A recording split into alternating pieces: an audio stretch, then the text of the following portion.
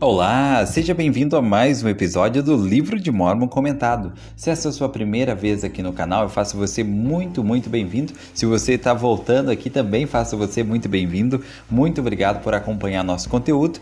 E esse é o canal O Caminho do Discipulado e essa série é sobre o Livro de Mórmon. Então nós iniciamos lá na introdução do Livro de Mórmon. Estamos a cada episódio pegando um trecho, alguns versículos, não necessariamente um capítulo completo, mas alguns versículos. E então tiramos algumas lições, comentários importantes sobre como podemos aplicar isso em nossa vida. Hoje vamos ter um episódio especial em 2 Nef, capítulo 3, versículos 5 ao 19. Vamos tirar algumas lições. Vamos aprender especialmente sobre o significado espiritual da palavra lombo.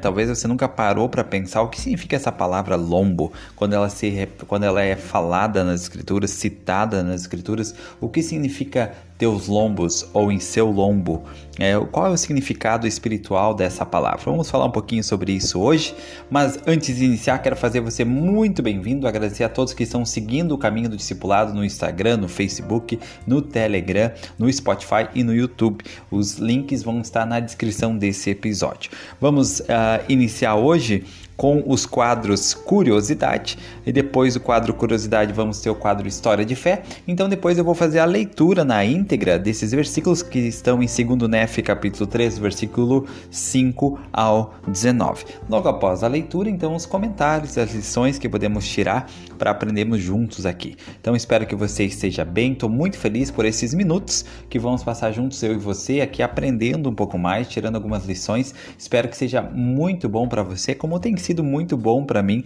esses momentos que nós passamos juntos, que você possa estar bem aí aonde você estiver, seja na sua casa, no trabalho, na academia, no trânsito, na rua, correndo, caminhando, acordando, dormindo. Seja muito bem-vindo a mais um episódio do Livro de Mórmon Comentado.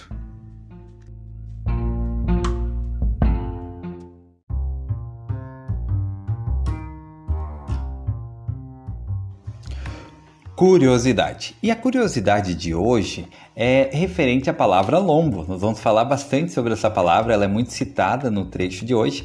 A palavra lombo, ela aparece no Livro de Mórmon por 35 vezes. Então, essa palavra se repete no Livro de Mórmon 35 vezes. Mas no capítulo 3 de 2 Nef, que é o que nós vamos estudar hoje, ela aparece 21 vezes. Interessante, né? No Livro de Mórmon todo, ela aparece 35 vezes, a palavra lombo ou lombos. Mas no livro de Mórmon todo, 35 vezes. Só nesse capítulo, só em 2 Nef, capítulo 13, ela aparece 21 vezes. Das 35 vezes que aparece no Livro de Mórmon todo, 21 vezes é só em 2 Nef, capítulo 3.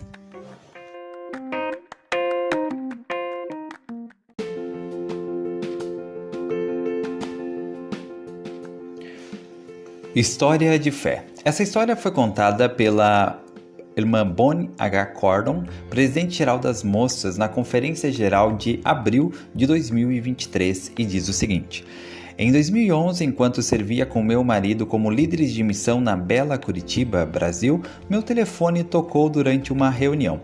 Ao me apressar para silenciá-lo, notei que a ligação era do meu pai. Saí rapidamente da reunião para atender. Oi, pai. Inesperadamente, sua voz ficou muito emotiva. Oi, Bonnie. Preciso lhe contar uma coisa. Fui diagnosticado com ELA. Fiquei muito confuso. Como assim? O que é ELA? Meu pai se apressou em explicar. Minha mente vai ficar alerta enquanto meu corpo vai parando lentamente. Senti meu mundo virar de cabeça para baixo ao pensar nas implicações daquela triste notícia. Mas, naquele dia inesquecível, foi sua última frase que ficou permanentemente marcada em meu coração. Meu querido pai disse com firmeza: Bonnie, nunca perca uma oportunidade de testificar de Cristo. Tenho ponderado e orado sobre o conselho do meu pai. Sempre me pergunto se sei plenamente o que significa nunca perder uma oportunidade de testificar de Jesus Cristo. Assim como vocês, ocasionalmente me levanto no primeiro domingo do mês e presto testemunho de Cristo. Muitas vezes testifiquei das verdades do Evangelho como parte de uma lição. Ensinei a verdade com coragem e declarei a divindade de Cristo como missionária. mas aquela súplica foi mais pessoal. Parecia que ele, meu pai, estava dizendo: Bonnie, não permita que o mundo a distraia. Permaneça fiel aos convênios que fez com o Salvador. Procure vivenciar suas bênçãos todos os dias e testifique, por meio do Espírito Santo, de seu poder e de sua presença em sua vida.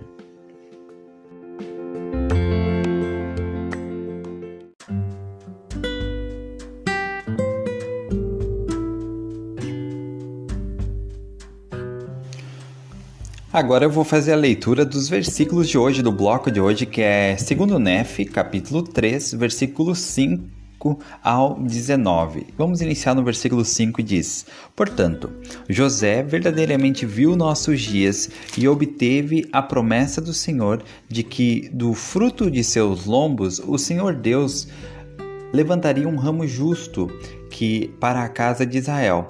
Não o Messias, mas um ramo que seria arrancado e não obstante seria lembrado nos convênios do Senhor de que o Messias lhe seria manifestado nos últimos dias com o espírito de poder, a fim de tirá-los das trevas, sim, das trevas ocultas e do cativeiro para a liberdade. Porque José verdadeiramente testificou, dizendo: O Senhor, meu Deus, levantará um vidente, que será um vidente escolhido para o fruto de meus lombos. Sim, José verdadeiramente disse: Assim me diz o Senhor, um vidente escolhido levantarei do fruto de teus lombos, e gozará de grande estima entre o fruto de teus lombos. A ele ordenarei que faça um trabalho para seus irmãos, o fruto de teus lombos, que lhes será de grande benefício, levando-os a conhecer os convênios que fiz com teus pais. E dar-lhe-ei o mandamento de não fazer qualquer outro trabalho, exceto o que eu lhe ordenar. E faloei grande aos meus olhos, porque fará o meu trabalho. E ele será grande como Moisés, o qual eu disse que suscitaria para vós, a fim de libertar meu povo, ó casa de Israel. E suscitarei Moisés para tirar teu povo da terra do Egito. Suscitarei, porém, um vidente do fruto de teus lombos, e a ele darei o poder para revelar minha palavra à semente de teus lombos. Não somente para revelar a minha palavra, diz o Senhor, mas para convencê-los da minha palavra, que já lhes terá sido declarada. Portanto, o fruto de teus lombos escreverá, e o fruto dos lombos de Judá escreverá. E aquilo que for escrito pelo fruto de teus lombos, e também o que for escrito pelo fruto dos lombos de Judá, serão unidos, confundindo falsas doutrinas e apaziguando contendas, estabelecendo paz entre o fruto de teus lombos, e levando-os nos últimos dias a conhecerem seus pais e também meus convênios, diz o Senhor. E da fraqueza será tornado forte no dia em que minha obra começar entre todo o povo, para restaurar-te, ó casa de Israel, diz o Senhor. E assim profetizou José, dizendo: Eis que o Senhor abençoará esse vidente, e aqueles que procurarem destruí-lo serão confundidos, porque esta promessa que obtive do Senhor para o fruto de meus lombos será cumprida, e eis que estou certo do cumprimento desta promessa. E seu nome será igual ao meu, e será chamado pelo nome de seu pai, e ele será semelhante a mim, porque aquilo que o Senhor fizer através de sua mão pelo poder do Senhor, levará meu povo à salvação. Sim, desse modo profetizou José: certo estou disto, como estou certo da promessa de Moisés, porque o Senhor me disse: preservarei tua semente para sempre. E o Senhor disse: suscitarei um Moisés, e dar-lhe-ei o poder numa vara, e dar-lhe-ei habilidade para escrever. Contudo, não lhe soltarei a língua para que fale muito, porque não o farei poderoso no falar. Escrever-lhe-ei, porém, a minha lei pelo dedo de minha própria mão, e preparar-lhe-ei um porta-voz.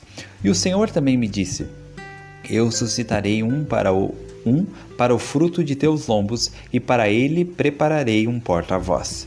E eis que eu o farei escrever o relato do fruto dos teus lombos para o fruto de teus lombos, e o porta-voz dos teus lombos anunciá-lo-á. E as palavras que ele irá escrever serão as palavras que em minha sabedoria julgar conveniente que cheguem ao fruto de teus lombos. E será como se o fruto de teus lombos lhes clamasse desde o pó, porque lhes conheço a fé.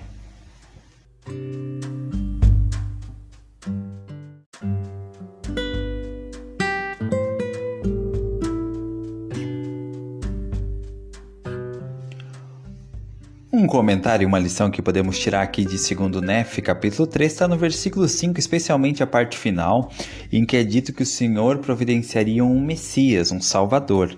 E diz assim, o Messias lhe seria manifestado nos últimos dias, com o espírito de poder, a fim de tirá-los das trevas para a luz, sim, das trevas ocultas e do cativeiro para a liberdade. Me chamou a atenção aqui esse jogo de palavras que foi usado no versículo 5, onde na verdade um jogo de palavras que usa o contraste, algo de um sentido e depois, imediatamente logo após, uma palavra com um sentido contrário. Por exemplo, fala aqui que o Senhor, o Messias, tiraria das trevas para a luz, do cativeiro para a liberdade. E eu fiquei pensando, eu fiz no meu caderno, no meu diário de estudo, eu fiz aqui numa coluna, eu coloquei luz vezes trevas e liberdade vezes cativeiro. Coloquei a palavra luz e a palavra liberdade. A palavra liberdade abaixo da palavra luz e a palavra cativeiro abaixo da palavra trevas. Porque eu achei interessante esse jogo de palavras, que deixa muito claro a relação que existe entre a luz e a liberdade, e a relação que existe entre trevas e cativeiro. E também veio uma outra escritura que é bem conhecida, que está em João, que diz assim: conhecereis a verdade e a verdade vos libertará. Então, já que aqui estava falando sobre luz e liberdade, e que em João fala que é a verdade que nos liberta, ou seja, que nos torna livres, também pensei, adicionei mais um jogo de palavras. Coloquei verdade versus mentira. Então, numa coluna ficou verdade, luz e liberdade. Do outro lado da coluna ficou mentira, trevas e cativeiro. Então, se eu quero ter liberdade, a verdadeira liberdade, eu recebo com a luz. E a luz eu recebo com a verdade. Se eu vivo em mentira, eu vou atrair para minha vida trevas, e as trevas vão me deixar em cativeiro. No Guia de Estudo das Escrituras, a explicação sobre luz no Guia de Estudo das Escrituras é a seguinte: luz, energia divina, poder ou influência que procede de Deus através de Cristo. Então, o ponto inicial da minha vida é trazer luz para a minha vida. Como que eu trago mais luz para a minha vida? Trazendo mais verdade.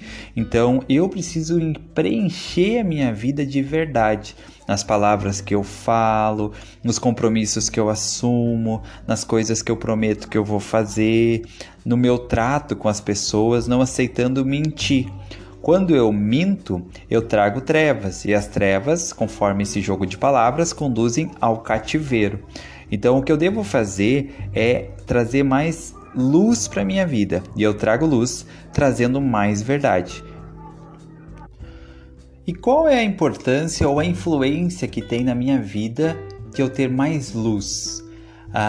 Uma possível analogia para luz e trevas, ou luz e escuridão, é pensar em um dia de sol versus um dia de tempestade. Durante o dia de sol, a luz do sol ela ilumina tudo ao nosso redor, tornando visíveis as cores e os detalhes do ambiente. Já durante o dia de tempestade, de trevas, escuridão, a escuridão das nuvens pode tornar difícil enxergar e perceber tudo que está ao nosso redor, criando uma sensação de incerteza e insegurança. Podemos dizer que a luz representa a clareza, a consciência e a felicidade, enquanto a escuridão representa a confusão, a ignorância e o medo.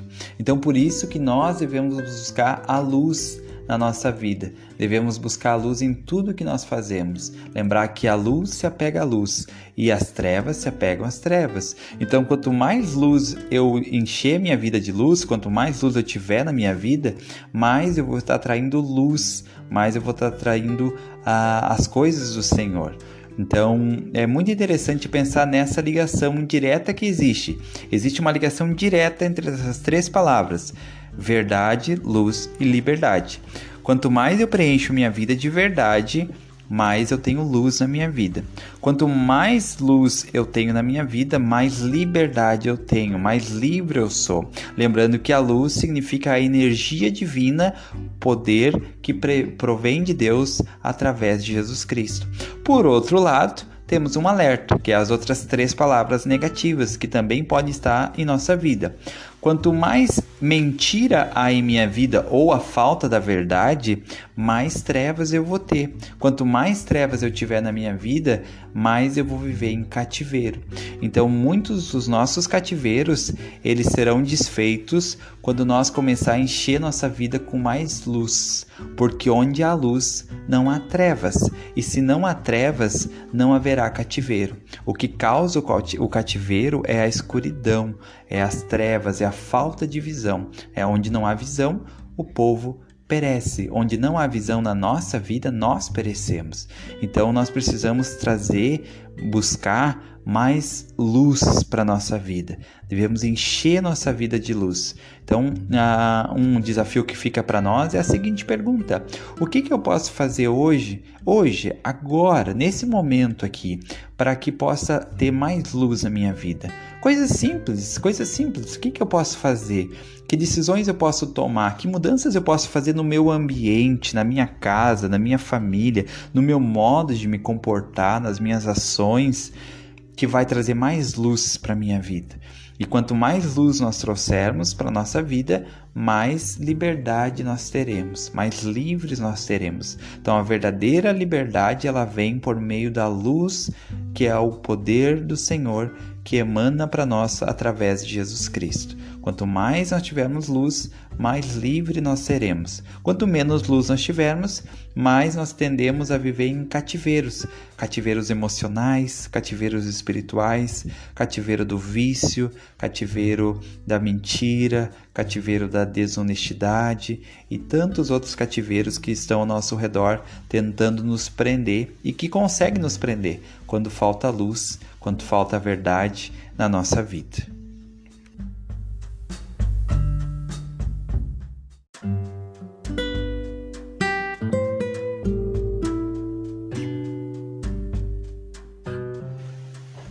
E agora temos um comentário interessante desse bloco de hoje, né, que é até o título desse vídeo e talvez o tema principal de hoje, que é sobre lombos. Como foi falado no quadro Curiosidades, no livro de Mórmon todo a palavra lombos aparece 35 vezes aproximadamente, pode ter um pequeno erro aí, mas é nessa média. E dessas 35 vezes, 21 vezes estão aqui nesse capítulo. Por isso que ele repete muito a palavra lombos aqui em 2 Nef, capítulo 3. Repete várias vezes. E qual é o significado da palavra lombos? A palavra lombos tem origem do latim, que é lumbus, que significa basicamente a mesma coisa. É a região das costas entre as costelas e a pelvis. Essa palavra passou para o português através do latim vulgar e depois do latim clássico. É interessante notar que lumbus também deu origem a outras palavras em português, como lombar, que é um adjetivo que se refere à região lombar do corpo, ilhargas, que também se refere à região lateral das costas, ou a ad lumina, expressão que tanto significa a luz, entre outras. Então é interessante, né? A palavra lombo, ela tem esses significados, e um deles também significa a luz. Então, lombos também significa a luz. E também temos outras definições sobre cingir os lombos, né? Porque normalmente fala sobre cingir os lombos. O que significa cingir os lombos?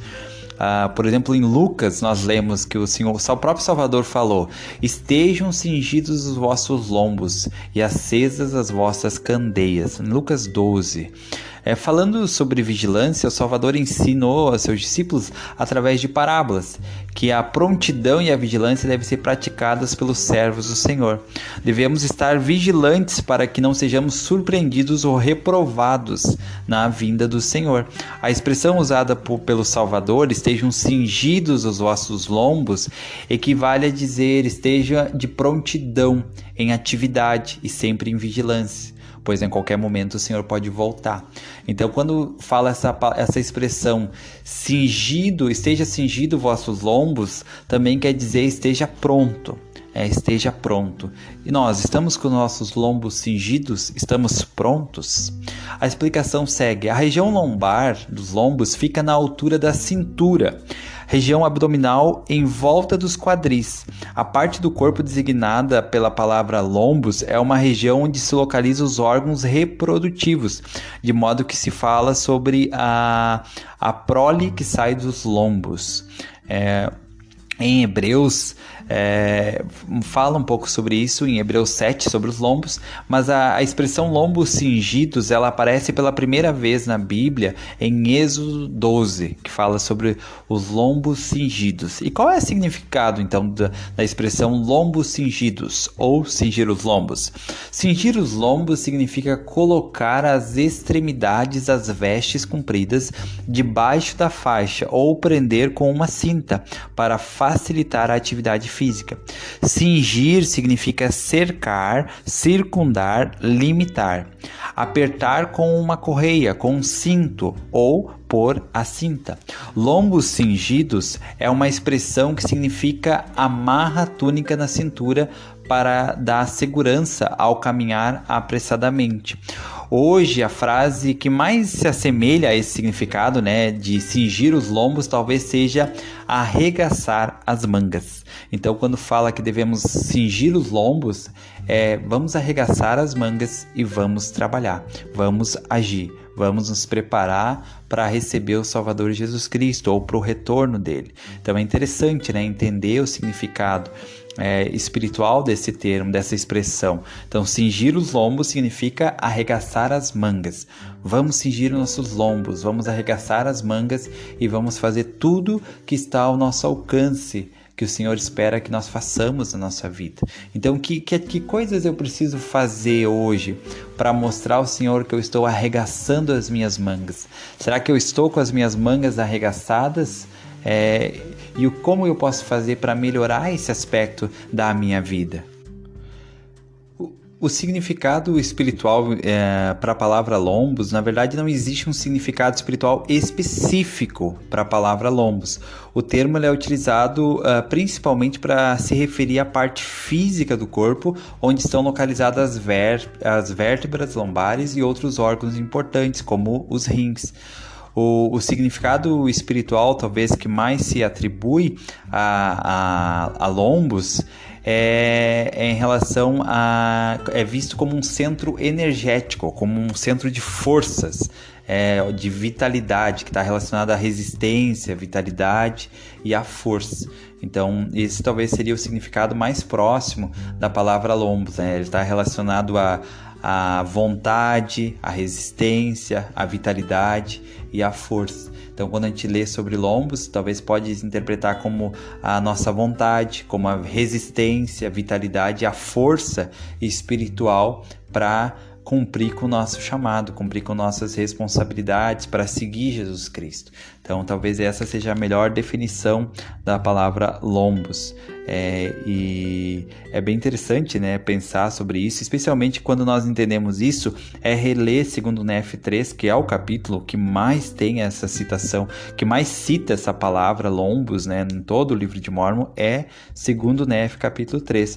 Quando nós temos essas definições que eu já falei até aqui, sobre o que significa a palavra lombos, o que significa cingir os lombos, qual é o significado espiritual da palavra lombos, Depois de nós entender isso, aprofundar um pouco mais sobre isso, reler esse capítulo de 2 Nef, capítulo 3, com esses conceitos da palavra lombo, lombos, né, ela traz muita clareza, muito conhecimento e entendimento, e ajuda melhor a entender esses versículos e por que talvez que repetiu tanto, né, aqui em 2 Nef 3, a palavra lombos, né, 21 vezes que aparece ao longo de 2 Nef 3, são 25 capítulos, é quase uma vez por versículo que aparece a palavra lombos aqui em 2 Nef capítulo 3.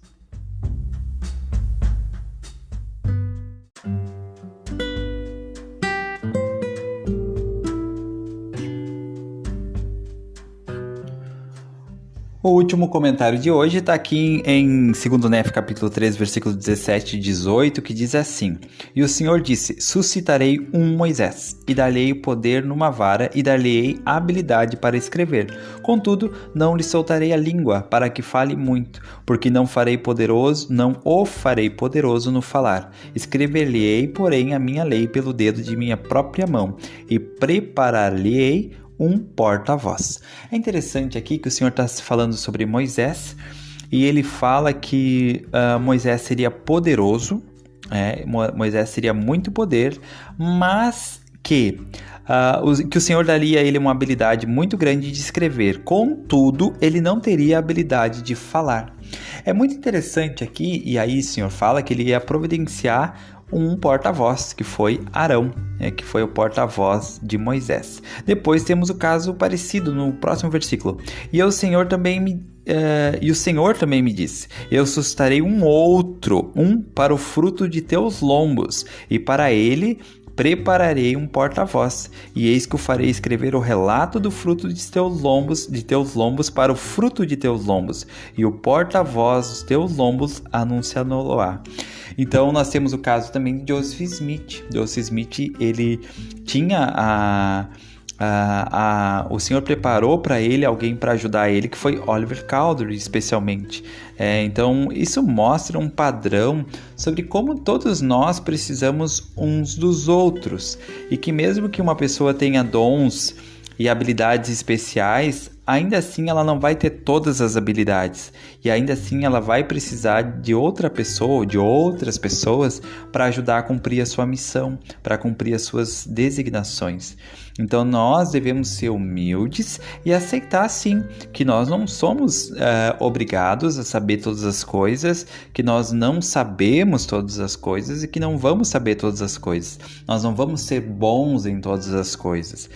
Aqui o Senhor falou muito bem sobre Moisés, que ele recebeu uma habilidade de escrever, contudo a língua dele não seria solta, ou seja, ele não teria tanta habilidade no falar como ele tinha no escrever. Então nós temos que ter paciência, inclusive com nós próprios. Pode ser que nós sejamos o perfil de pessoa que tem mais habilidade no escrever e não no falar, ou que nós sejamos o tipo de pessoa que tenha mais habilidade no falar e não no escrever. Então devemos aceitar isso e entender também a importância que outras pessoas têm para nos ajudar a cumprir nossa missão, que nós não estamos sozinhos, que Deus prepara pessoas em nosso caminho que vão nos ajudar com aquilo que nós temos mais deficiência, e que nós poderemos ser ajuda para alguém que tem deficiência naquilo que nós somos bons ou que fazemos de uma forma melhor. Eu percebo isso, por exemplo, muito no casamento. Quantas coisas que eu não sou capaz, que eu não consigo, que eu não sei resolver, e que a minha esposa me ajuda. Na verdade, muito mais ela do que eu. Muito mais ela me ajuda e me complementa do que eu com ela. Mas isso também é recíproco em alguns casos. Ela também tem deficiências, coisas que ela talvez não sabe fazer tão bem e que eu sei. Então é muito interessante essa harmonia e como isso fortalece inclusive o companheirismo nosso. Isso eu falei como exemplo para o casamento, mas isso vale num negócio, numa empresa, numa parceria, vale numa presidência, vale num chamado, vale numa organização. As pessoas vão ter habilidades diferentes, e é importante, quão importante é saber identificar essas habilidades diferentes para que elas se complementem. Nós não precisamos ser melhor do que a outra pessoa, precisamos apenas ser o nosso melhor, e talvez o nosso melhor em determinada área não vai chegar nem perto do que a outra pessoa é capaz de fazer. E por isso nós vamos poder usar da habilidade dela para complementar aquilo que nós não conseguimos. Então esses versículos de 2 Nef 3, versículo 17 e 18, eu acho muito lindo para nós ponderar sobre isso. Moisés tinha uma grande habilidade em escrever, contudo, fala aqui, não lhe soltarei a língua, ou seja, ele não tinha habilidade no falar. E o Senhor ia preparar para ele, preparou um porta-voz que pudesse transmitir, ou seja, complementar Moisés naquilo que ele tinha deficiência. Então, da mesma forma, o Senhor faz isso conosco. Ele vai em alguns momentos nos ajudar para que nós possamos complementar alguém em suas deficiências e muitas vezes nós seremos abençoados com pessoas colocadas em nosso caminho, na nossa vida, que vão nos complementar naquilo que nós temos dificuldade em fazer. Então, como é lindo isso, como é bom saber disso e saber que é dessa forma, que eu, que você, nós não somos obrigados a ser bons em tudo, saber fazer tudo, sabe? Que o próprio Senhor não espera isso de nós.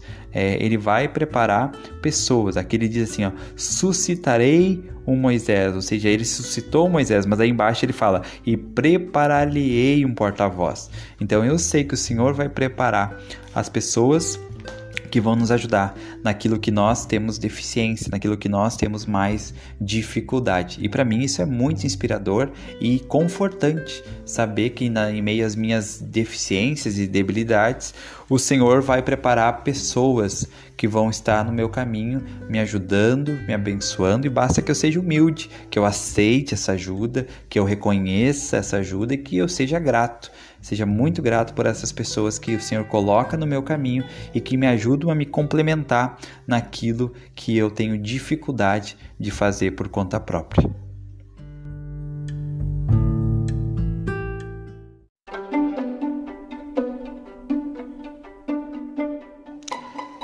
Pergunta e resposta. A pergunta de hoje é: como posso receber mais luz espiritual na minha vida? Segue a resposta. Recebemos luz do Senhor e isso pode acontecer quando estudamos as Escrituras e nossos olhos se abrem e ilumina-se o nosso entendimento. O estudo diário das Escrituras acende a luz de nossa percepção espiritual e abre nosso entendimento para mais conhecimento. Procure ler as Escrituras pelo menos ao final de cada dia.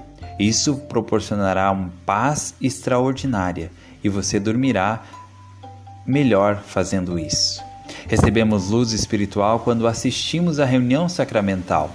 O sacramento que tomamos e a inspiração do serviço de adoração semanal recarregam nossas baterias espirituais. Recebemos luz espiritual quando aceitamos um chamado. Somos mais abençoados ao servir na igreja do que as pessoas a quem servimos. Recebemos luz espiritual quando pagamos o dízimo para que as janelas do céu possam abrir-se sobre nós. Recebemos luz espiritual quando cantamos hinos. Cantar hinos nos fortalece e nos une espiritualmente. Recebemos luz espiritual quando oramos. Quando era um jovem adolescente, o profeta Joseph Smith leu: se algum de vós tem falta de sabedoria, peça a Deus, que a todos dá liberalmente. Recomendo que leiam o relato da primeira visão, que aconteceu quando ele decidiu que procuraria receber sabedoria de Deus. Ele escreveu: quando a luz pousou sobre mim, o que ele viu? O que ele viu? Viu o Pai, viu o Filho. E no final da visão ele disse: quando a luz se retirou, eu estava sem forças. Obviamente, não esperamos receber uma visita celestial, mas temos o direito de receber iluminação espiritual e intelectual, se buscarmos primeiramente o reino de Deus e a sua justiça.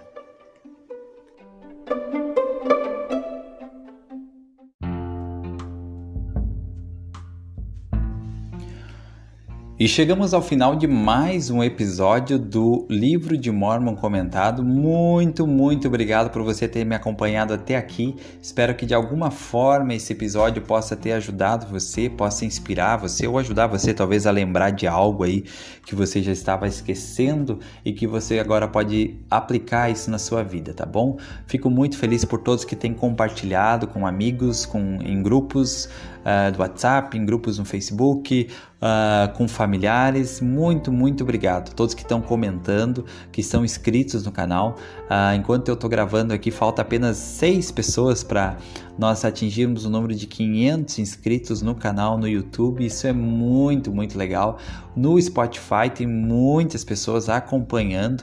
Eu fico admirado com os números do Spotify, como tem muitas pessoas ali acompanhando os conteúdos. Cada novo episódio que é lançado tem pessoas ouvindo. Isso é muito legal. Agradeço a todos que de alguma forma estão participando, ouvindo, compartilhando, curtindo, comentando os episódios. Muito obrigado. Estou muito feliz com isso. Tem sido algo muito especial para mim fazer esse projeto. Tem sido algo que tem ajudado muito na minha vida. E espero que de alguma forma possa ajudar alguém aí, como eu tenho recebido já alguns relatos que têm ajudado. Fico muito feliz em saber disso. Então, muito obrigado pela sua paciência, pela sua companhia. Tenha um ótimo dia, seja muito feliz e lembre-se sempre: Jesus Cristo é o caminho do discipulado.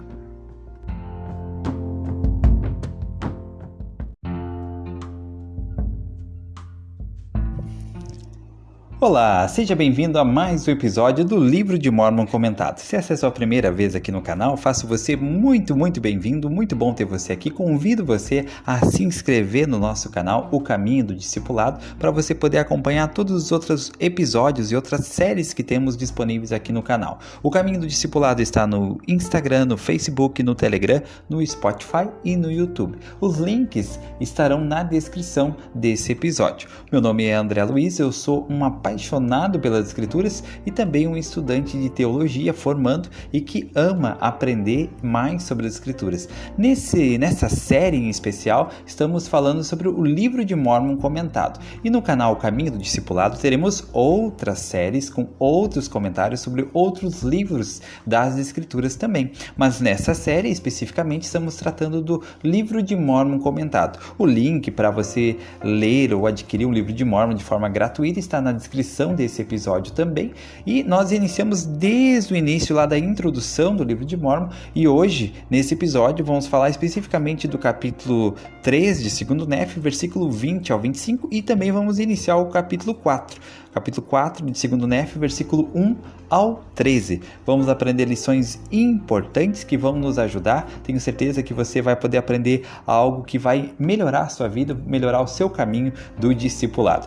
Eu espero que você esteja bem aonde você estiver, seja você na sua casa, dormindo ou acordando, no trabalho, na academia, no trânsito. Seja muito bem-vindo a esse episódio. Convido você a comentar o episódio, o que mais vai marcar você, o que mais marcou você desse episódio, que você possa comentar, né? Deixar o seu comentário. Isso vai ser muito bom para me incentivar, para saber que tem mais pessoas que estão ouvindo, que de alguma forma pode estar ajudando você, tá bom? Então, seja muito feliz, estou muito animado. Vamos passar alguns minutos bem rápidos aqui, eu e você, e convido você então a me acompanhar nesse episódio de hoje. Vamos ter também alguns quadros aqui no episódio de hoje. O quadro Curiosidade, trazendo uma curiosidade, algo que talvez você ainda não sabia, que vamos poder aprender juntos aqui. O quadro História de Fé, trazendo uma história de fé para nos motivar, nos fortalecer. E lá no final temos o quadro Pergunta e Resposta, onde temos uma pergunta e então procuramos trazer a resposta de algo interessante que possa agregar e ajudar você de alguma forma. Vamos iniciar então? Seja muito bem-vindo e obrigado por estar aqui comigo mais uma vez.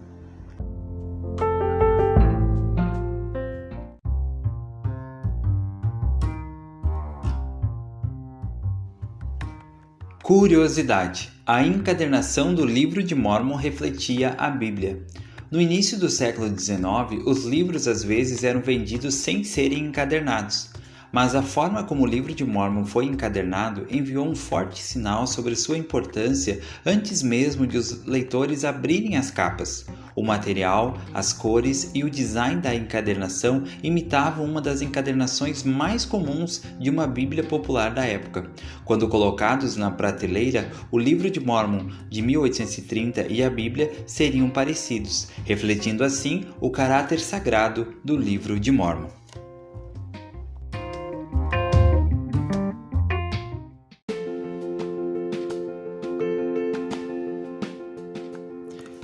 História de fé. Essa história foi contada pelo elder Jorge Zeballos, dos 70, na Conferência Geral de Outubro de 2022, e ele disse: Hoje, gostaria de humildemente acrescentar uma comparação inspirada no âmbito de minha área profissional. Refiro-me ao mundo da engenharia civil. Desde o início de meus estudos universitários, eu sonhava com o dia em que completaria os requisitos para me qualificar, a fim de entrar na classe que me ensinaria a projetar edifícios e outras estruturas que seriam consideradas grandiosas. O dia da primeira aula sobre esse assunto finalmente chegou. Essas foram as primeiras palavras do professor. Vocês certamente estão ansiosos para iniciar este curso e aprender a projetar estruturas antissísmicas. Muitos de nós concordamos com a cabeça e com entusiasmo. Então ele disse: sinto muito em dizer a vocês que isso não é possível, porque não posso ensiná-los a projetar um edifício que seja anti ou que impeça terremotos. Não faria nenhum sentido, disse ele, porque os terremotos acontecem de qualquer maneira, mesmo contra a nossa vontade. Depois, ele acrescentou: o que posso ensinar a vocês é como projetar estruturas que sejam resistentes a abalos sísmicos. Estruturas que podem resistir às forças provenientes de um terremoto, a fim de que permaneçam de pé, sem sofrer nenhum dano grave, e continuem a oferecer o serviço para o qual foram criadas. O engenheiro faz os cálculos que indicam as dimensões, qualidades e características dos alicerces, das colunas, das vigas, das placas de concreto e de outros elementos estruturais que estão sendo projetados.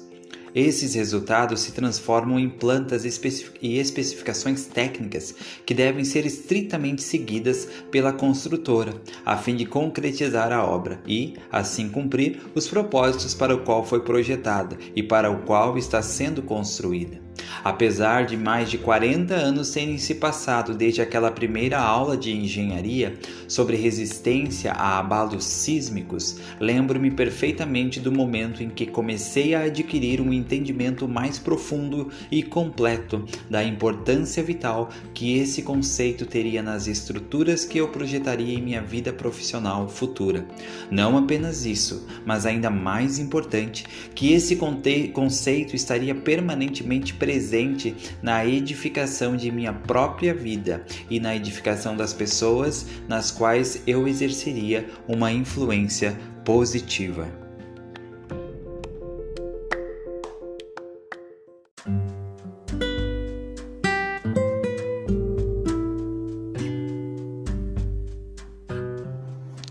Agora vamos ler o primeiro bloco de hoje, que é 2 Néfia, capítulo 3, versículo 20 ao 25. E diz assim: E clamarão desde o pó, sim, clamarão arrependimento a seus irmãos, até mesmo depois de muitas gerações se haverem passado. E acontecerá que seu clamor será ouvido, sim, de acordo com a simplicidade de suas palavras. Por causa de sua fé, suas palavras sairão de minha boca para os seus irmãos, que são o fruto de teus lombos. E, à fraqueza de suas palavras, eu darei força em sua fé, para que sejam lembrados os convênios que fiz com teus pais. E agora, eis que meu filho, José, desse modo profetizou meu pai de antigamente. Portanto, por causa deste convênio és abençoado, porque tua semente não será destruída, pois darão ouvidos às palavras do livro. E levantar-se-á entre eles um poderoso, que praticará o bem, tanto em palavras como em obras, sendo um instrumento nas mãos de Deus, com fé extraordinária para operar grandes maravilhas e fazer o que é grandioso aos olhos de Deus, a fim de levar muita restauração à casa de Israel e à semente de teus irmãos. E agora, bendito és tu, José, eis que tu és pequeno. Ouve, pois, as palavras de teu irmão Nefe, e ser-te-á feito de acordo com as palavras que proferi. Lembra-te das palavras de teu pai moribundo. Amém.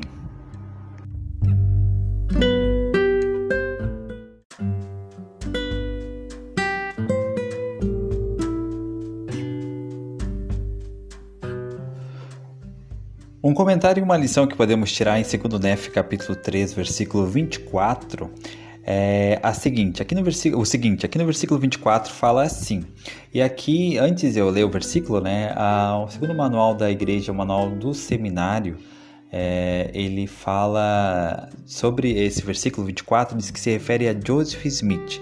Que esses versículos de 2 Nefe 3, o versículo 16 ao 24, ele explica que como José do Egito se comparou com Joseph Smith e a Moisés. E especialmente o versículo 24 se refere a Joseph Smith e diz assim: levantar-se-á entre eles um poderoso que praticará o bem, tanto em palavras como em obras, sendo um instrumento nas mãos de Deus, com fé extraordinária para operar grandes maravilhas e fazer o que é grandioso aos filhos de Deus, a fim de levar muita restauração à casa de Israel e à semente de teus irmãos.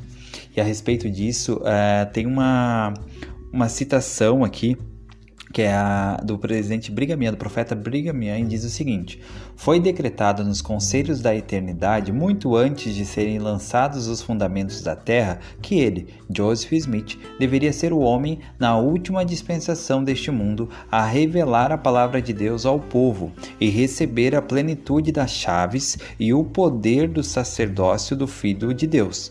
O Senhor tinha seus olhos postos sobre ele, sobre seu pai, sobre o pai de seu pai e sobre todos os seus progenitores, até Adão. Ele tem observado aquela família e o sangue que nela tem circulado desde a origem até o nascimento daquele homem.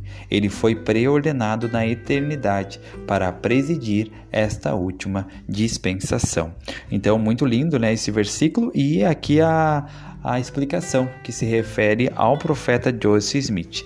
Mas eu queria trazer outra visão, tá? Claro, nada contrário a isso de maneira nenhuma, tá? A ideia nunca é ser nada contrário àquilo que os nossos líderes ensinam, mas talvez trazer um outro ângulo de visão para que nós possamos aplicar melhor esse versículo. Então aqui no versículo 24 diz assim: levantar-se-á entre eles um poderoso que praticará o bem, tanto em palavras como em obras. E que tal se eu e você recebermos esse versículo como se estivesse falando para nós, estivesse falando para você? E levantar-se-á entre eles um poderoso, uma poderosa, você, que praticará o bem tanto em palavras como em obras, sendo um instrumento nas mãos de Deus, com fé extraordinária para operar grandes maravilhas e fazer o que é grandioso aos olhos de Deus, a fim de levar muita restauração à casa de Israel. É lindo saber que isso se refere a Joseph Smith, mas não é lindo também tentar pegar essas palavras e tentar assimilar elas na nossa vida, tentar assimilar na sua vida? Que tal você receber essas palavras como se fossem para você, onde diz que o Senhor levantará um poderoso, uma poderosa, que praticará o bem tanto em palavras como em obras? Será que eu e você não podemos ser, dentro da nossa esfera de atuação, dentro do lugar onde o Senhor nos colocou, da família em que estamos inseridos, do local em que moramos, será que nós não poderemos ser esse poderoso, essa poderosa que praticará o bem tanto em palavras como em obras? Será que eu e você, dentro da nossa esfera de atuação, não podemos ser esse instrumento nas mãos de Deus? Será que nós não podemos ser essa pessoa com fé extraordinária para operar grandes maravilhas e fazer o que é grandioso aos olhos de Deus? Será que isso é só a Joseph Smith? Ou será que eu e você Claro, dentro das devidas proporções e dentro da nossa esfera de atuação, que não é, por óbvio, a esfera de atuação do profeta Joseph Smith, será que eu e você, dentro da nossa esfera de atuação, não podemos ser essa pessoa com fé extraordinária para operar grandes e maravilhas, para fazer o que é grandioso aos olhos de Deus? Será que eu e você não podemos ser essa pessoa que vai ajudar a levar muita restauração a famílias, restauração do Evangelho a pessoas que não conhecem o Evangelho ainda? Será que nós não podemos ser? Eu amo pensar dessa forma e eu quero pensar dessa forma, que esse versículo de 2 Nef 3:24 se aplica sim a Joseph Smith, com certeza, não há dúvidas disso, mas eu também quero que ele se aplique a mim. Eu quero ser poderoso naquilo que eu pratico, em praticar o bem. Eu quero ser poderoso em palavras, em obras. Não que eu seja perfeito, mas eu quero ser uma pessoa íntegra, que as minhas palavras tenham validade. Eu quero ser um instrumento nas mãos de Deus, independente do chamado em que Ele me colocar ou aonde eu estiver. Eu quero ser uma pessoa com fé extraordinária para operar grandes maravilhas. Eu quero ajudar na restauração do Evangelho. Então, eu amo pensar dessa forma a respeito desse versículo, que esse versículo se aplica sim ao profeta Joseph Smith, mas que também pode se aplicar a mim, pode se aplicar a você, a cada um de nós, dentro da nossa própria esfera de atuação e aonde o Senhor nos colocou.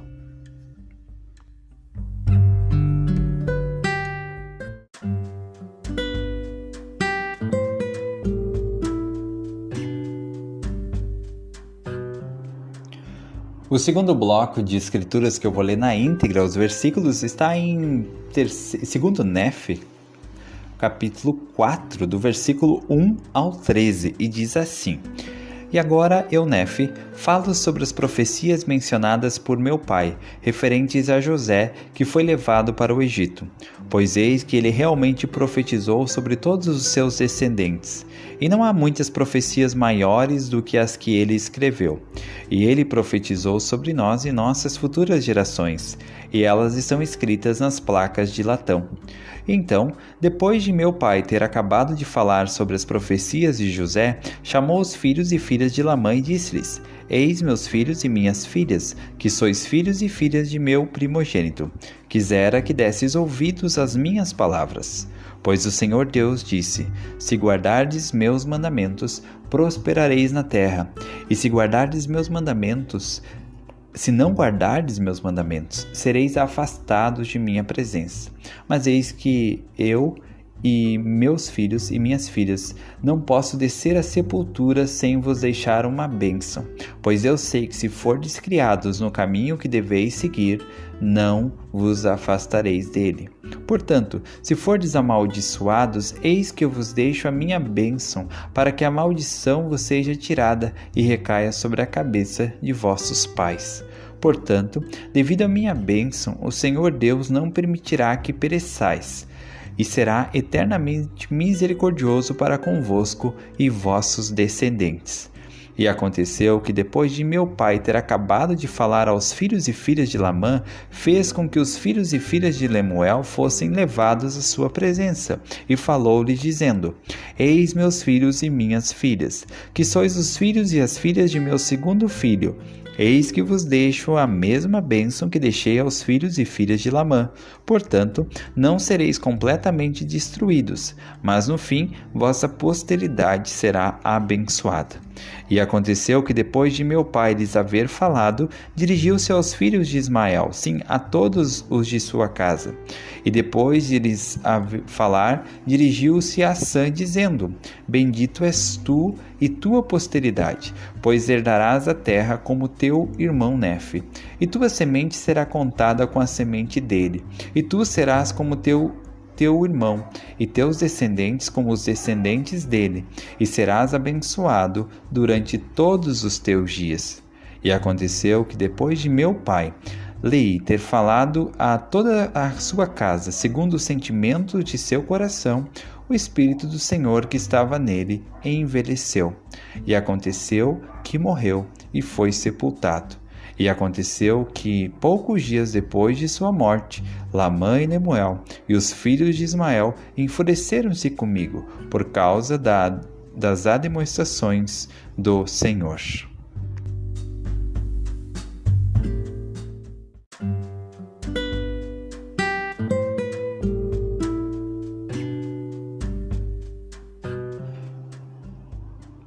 Existe também uma lição importante a tirarmos aqui de 2 Nef, capítulo 4, versículo 5.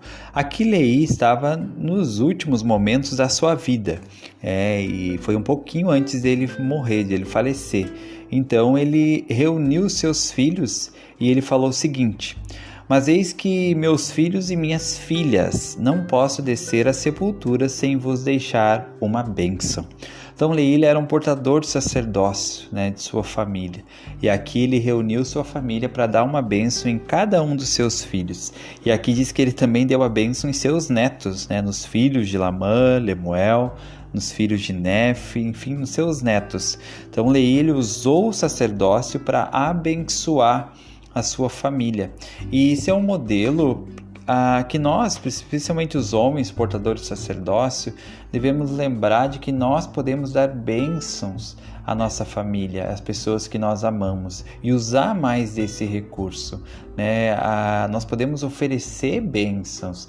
Às vezes nós temos uma crença, não é que seja errada, mas de que é expressamente proibido oferecer uma bênção para uma pessoa.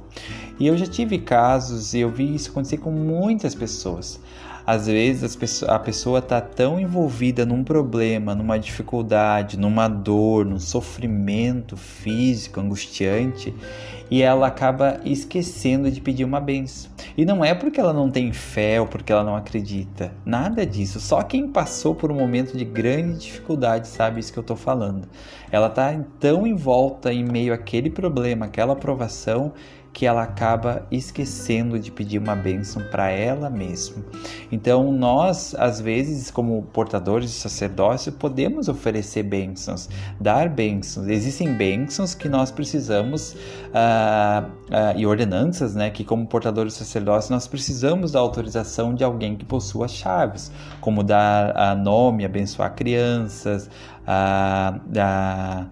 dedicar sepulturas, são tipos de ordenanças e bênçãos que nós precisamos da autorização de um líder que tem as chaves para realizar. Mas existem bênçãos que nós podemos oferecer, sem que seja necessário a autorização de um líder, como por exemplo as bênçãos paternas e outras bênçãos de conforto e consolo. Aqui no manual da igreja fala o seguinte: as bênçãos paternas e outras bênçãos do sacerdócio são dadas para oferecer direção e conforto, conforme a orientação do Espírito. O pai, portador do sacerdócio Melquisedeque, pode dar bênçãos paternas aos filhos. Tais bênçãos tornam-se particularmente úteis quando os filhos ausentam-se do lar, como nos casos em que vão estudar, servir como missionários, começar a trabalhar, casar-se, prestar serviço militar ou enfrentar algum problema pessoal. Essas bênçãos podem significar um enorme fortalecimento da família. Uma bênção paterna pode ser anotada nos registros familiares, mas não é preservada nos registros da igreja. Os pais devem incentivar os filhos a solicitar bênçãos paternas nas horas difíceis. Interessante, Então, Leí nos deu o padrão. Aqui Leí, ele aproveitou aquela ocasião, reuniu sua família, aqui diz que ele abençoou cada um dos seus filhos e dos seus netos. E nós, como portadores do sacerdócio, devemos também procurar oportunidades de abençoar especialmente as nossas famílias, os nossos filhos, esposa e também as pessoas que nós ministramos. E também tem um outro lado que eu tomo todo cuidado em falar.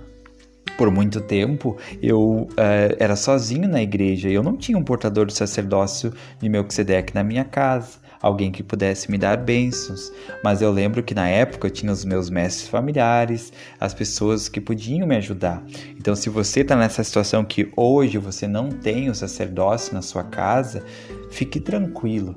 Dentro do plano do Senhor, ele sabia que isso ia acontecer com algumas pessoas e que então ele preparou uma teia de suporte, uma rede de sustentação para ajudar você, para que todo mundo tenha acesso ao sacerdócio, às bênçãos do sacerdócio sempre que for precisar, sempre que precisar. E nós, por outro lado, como homens, devemos estar atentos às oportunidades, não deixar passar a oportunidade de abençoar os filhos. Aqui nesse trecho que eu li do manual deu várias ideias, quando os filhos vão estudar, quando vão servir como missionários, quando vão começar a trabalhar, quando vão casar, quando estiverem passando por algum problema pessoal. Isso vale para os filhos, vale para a esposa, vale para um irmão, um amigo. Se você sente que talvez aquela pessoa está passando por um momento turbulento, um momento diferente na sua vida, por que não oferecer uma bênção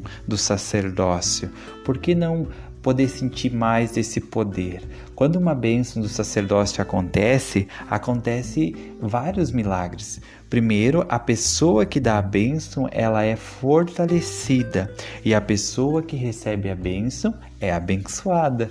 Então, todos saem abençoados ao fazer uso do sacerdócio, ao usar o sacerdócio. E essa foi uma lição que eu posso tirar aqui de 2 Nef, capítulo 4, versículo 5. Leí, prestes a morrer, o que ele fez? Reuniu a família, os filhos, os netos e abençoou a todos. Ele usou o sacerdócio que ele tinha para abençoar a sua família. Então, que da mesma forma nós possamos encontrar ou buscar oportunidades de também abençoar a nossa família, abençoar as pessoas ao nosso redor, as pessoas que nós amamos.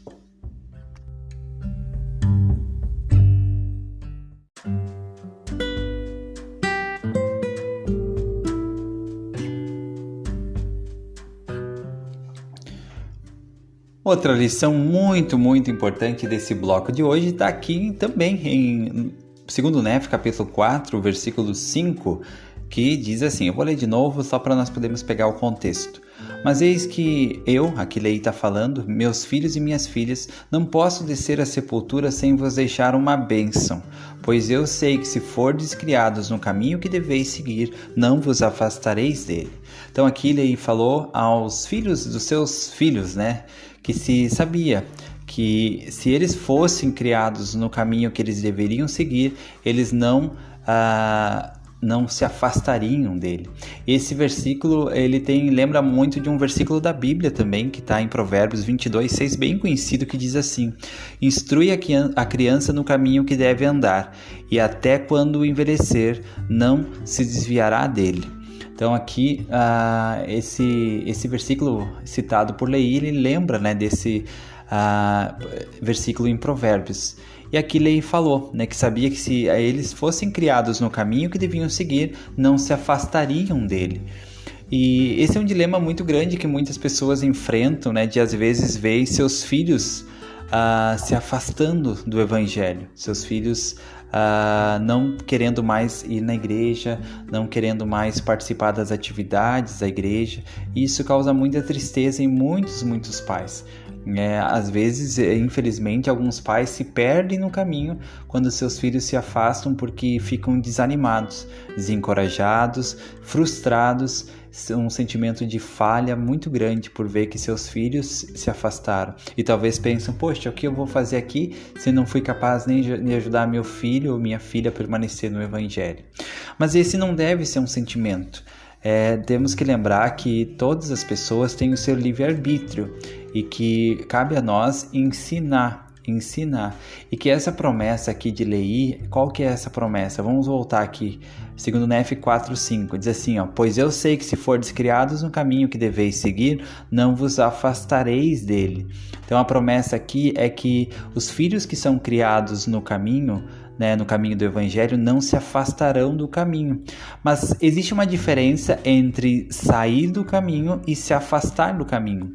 Uma pessoa pode sim sair do caminho e não se afastar do caminho. Nós temos um exemplo disso com o filho pródigo, né, a história bem conhecida da Bíblia. O filho pródigo, ele saiu do caminho. Mas ele não se afastou do caminho, porque ele foi ensinado por um pai fiel, um pai amoroso. E ele saiu do caminho, mas ele não se afastou do caminho. Tanto que quando ele decidiu voltar, ele voltou rapidamente. Foi apenas uma decisão e ele retornou para o caminho, retornou para o seu pai, porque ele não estava distante do caminho, ele estava fora do caminho. Então a promessa é que os nossos filhos, se eles forem ensinados no caminho correto, no caminho do Evangelho, eles não se afastarão do caminho. Isso não quer dizer que em algum momento na vida, talvez eles não vão sair do caminho. Existe uma diferença entre sair do caminho e se afastar do caminho. Eu posso muito bem, ao entrar num caminho, sair daquele caminho por um período, por um momento, e mesmo assim não ter me afastado do caminho. Acho que dá para entender, né, essa diferença que existe entre sair do caminho e se afastar do caminho. Outro ponto importante para ajudar os pais quando passam por isso é lembrar que isso tem muito a ver com o livre-arbítrio também. Cada pessoa, mesmo uma pessoa que foi ensinada com muito amor e carinho por bons pais, ela pode sim se afastar. Nós temos exemplos nas escrituras, o próprio Leí viu aqui seus filhos se afastando. Lamã e Lemuel, eles decidiram se afastar com Leí ainda em vida e depois que ele morreu se afastaram mais ainda do Evangelho. Então mesmo Leí tendo ensinado Lamã e Lemuel como ensinou Nefe e Sam. Nefe e Sam permaneceram, mas Lamã e Lemuel se afastaram.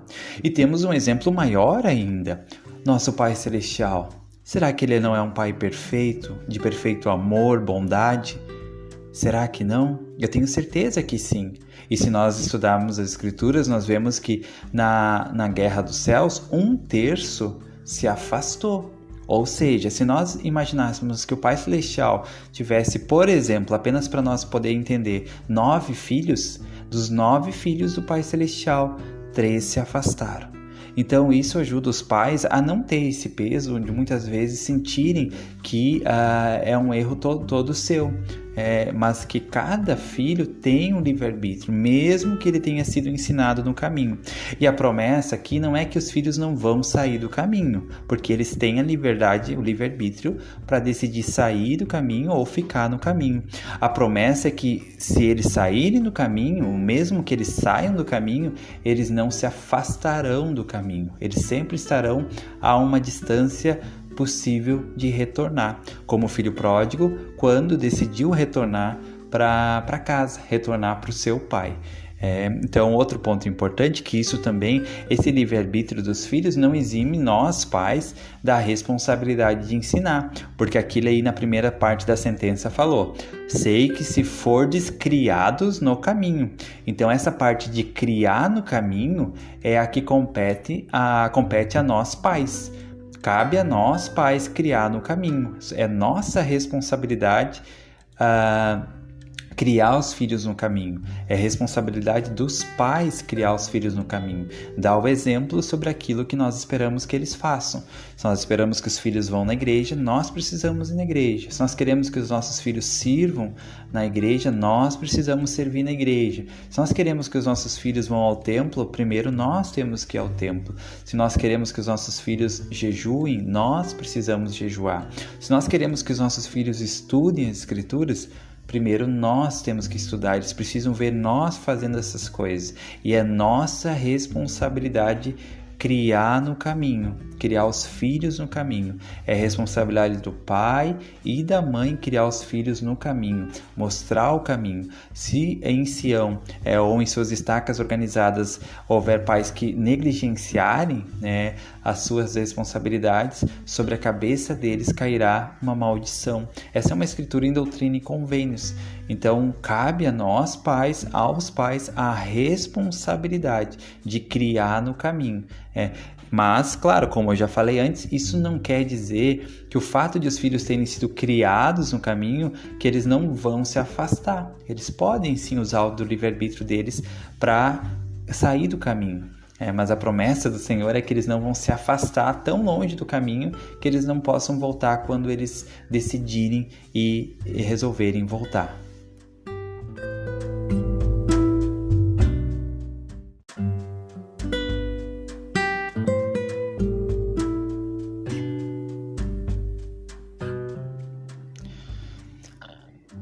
E como fazer quando um filho se afasta do caminho? Quais seriam alguns conselhos para nos ajudar?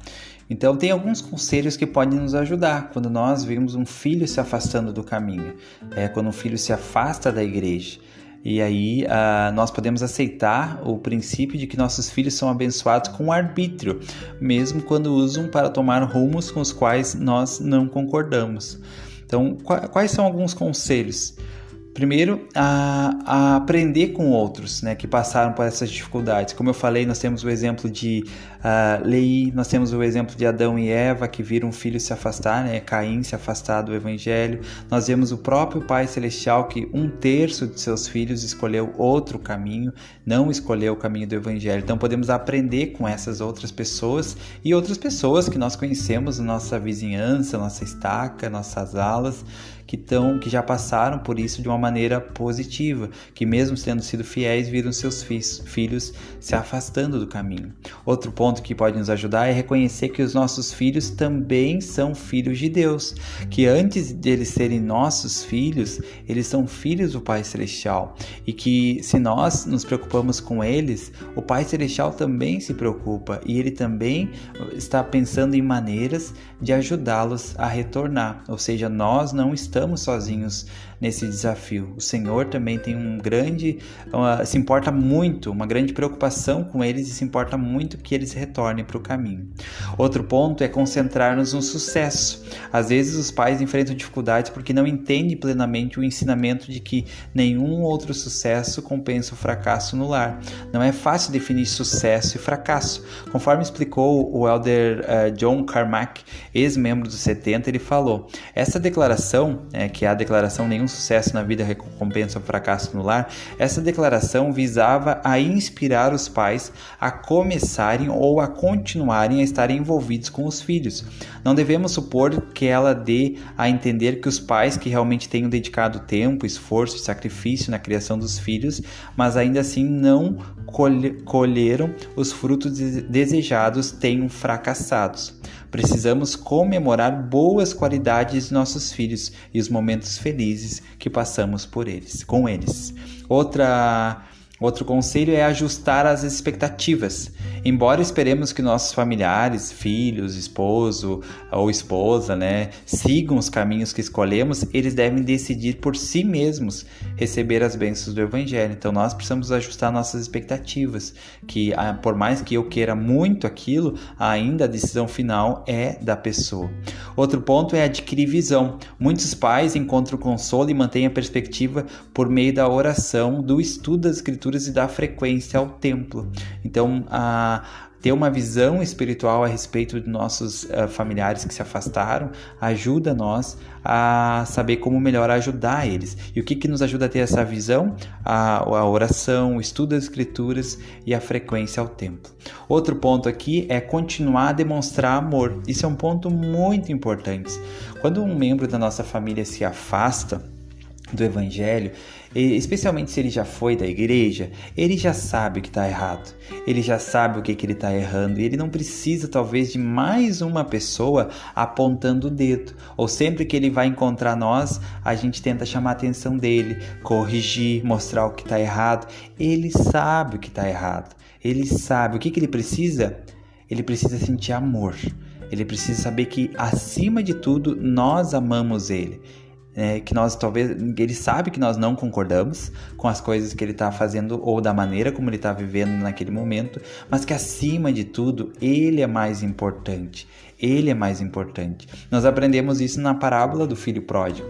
Quando o filho pródigo retornou para casa, imagina se o pai tivesse recebido ele no portão com uma lista de coisas erradas que ele tinha feito, ou tivesse jogado na cara dele: olha só o que tu fez, tu estragou tua vida, tu fez isso, tu fez aquilo, isso tá errado, isso tá muito errado. Será que o filho talvez não teria dado meia volta e voltado pro caminho do que ele estava antes de voltar para casa? O que o pai fez? O pai correu em direção ao filho, ele abraçou o filho, ele recebeu com alegria o filho. Então ele demonstrou amor.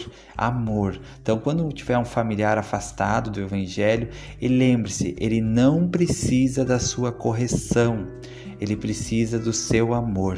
Deixe que ele sinta o seu amor. E quando ele sentir o seu amor, ele vai sentir o Espírito. E o Espírito, sim, vai corrigir ele da maneira correta. Agora, se você inverter e você quiser primeiro corrigir para depois ajudar ele a sentir o amor, pode ser que não vai funcionar. E isso vai afastar ele de você. Ao invés de você se aproximar da pessoa que se afastou, ela vai cada vez mais manter a distância. Ela não vai querer ficar perto de você, porque ela sabe que sempre que chega perto, você só chama atenção, você só corrige, só mostra o que está errado. Ela precisa de amor.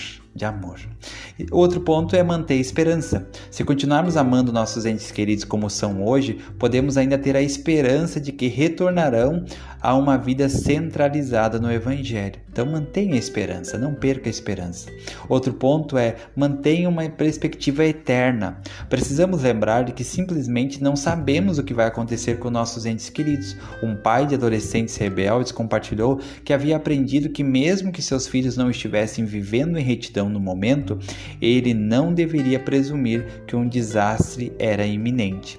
E o elder Dieter Uchtdorf, ele sugeriu que às vezes acreditamos que o fim da história já foi escrito, quando na verdade estamos apenas nos capítulos do meio. Então mantenha a perspectiva eterna. Então esses são alguns conselhos, algumas lições sobre como lidar quando um filho se afasta do evangelho, quando um cônjuge, quando um familiar, uma pessoa que nós amamos tanto, se afasta do evangelho, se afasta da igreja. E esses pontos eu sei que são muito importantes e que podem sim de alguma maneira ajudar pais e mães, esposos que talvez hoje estão com um familiar afastado do evangelho.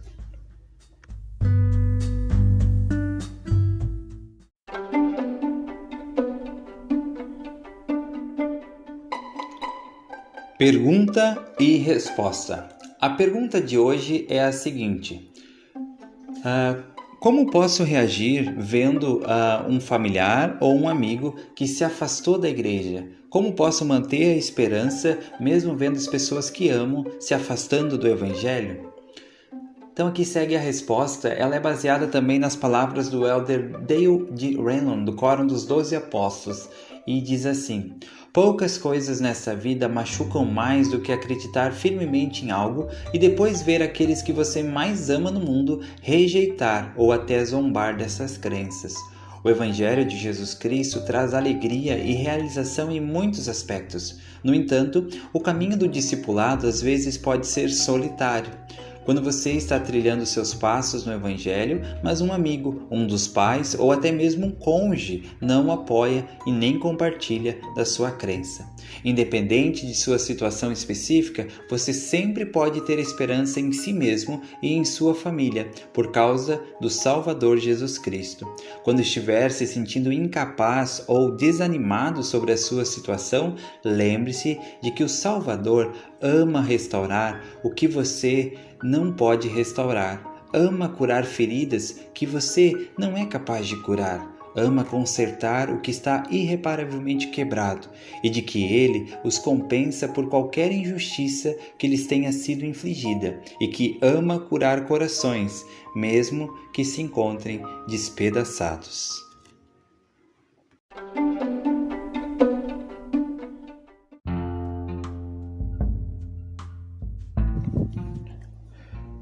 E chegamos ao final de mais um episódio do Livro de Mórmon Comentado. Muito obrigado a você que acompanhou até aqui. Obrigado a você que tem acompanhado os episódios do Livro de Mórmon Comentado. Temos outras séries também aqui no canal. Temos a série Vida e Ensinamentos dos Profetas, que é uma série onde traz um resumo da vida de cada um dos profetas. Nós estamos atualmente com Joseph F. Smith, o sexto profeta nessa dispensação. E a ideia é chegarmos até o profeta atual, trazendo esse resumo da vida de cada um dos profetas com muitas lições que podemos aplicar em nossa vida. Obrigado a todos que têm compartilhado nossos vídeos, comentado, curtido, se inscrito no canal. Lembre que o Caminho do Discipulado está no YouTube, no Spotify, no Telegram, no Instagram, no Facebook. Temos os links na descrição desse episódio, caso você queira entrar em algum desses canais. Tem sido uma experiência maravilhosa para mim, um desafio também, poder ajustar a agenda pessoal, familiar, chamados e tocar esse projeto, que tem sido muito especial para mim. Tem sido uma experiência muito, muito boa, que tenho sido muito abençoado ao participar, ao fazer parte desse projeto, de compartilhar, falar mais das Escrituras usando o poder da internet, alcançando pessoas, até criando amizades com pessoas que de outra forma não seria possível. Muito, muito obrigado a você que nos acompanhou e espero que você tenha um ótimo dia, que você seja muito feliz e lembre-se sempre, Jesus Cristo é o caminho do discipulado.